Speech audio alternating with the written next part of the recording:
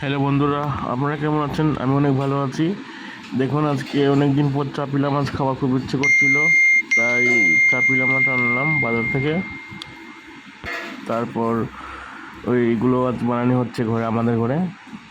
শস্য দিয়ে চাপিলা মাছ আমার খেতে খুবই ভালো লাগে। আজকে ভাপা হবে, চাপিলা মাছ ভাপা আর কি।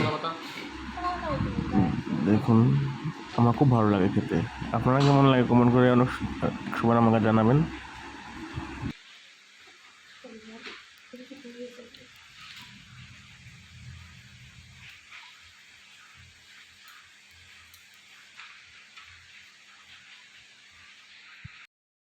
সরষের তেল একবার দেওয়া হয়েছে, আবার এর মধ্যে আবার সরষের তেল দেওয়া হচ্ছে কি।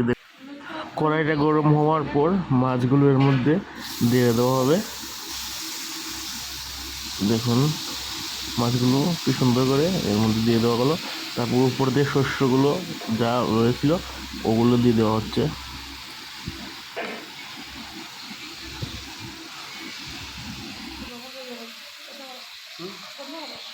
আর কিছুক্ষণ পরেই ঢাকনাটা খোলার পর দেখুন কিছুটা হয়ে এসেছে, আরও হবে, কিছুটা হয়ে এসেছে, আবার ঢাকা দেওয়া হবে।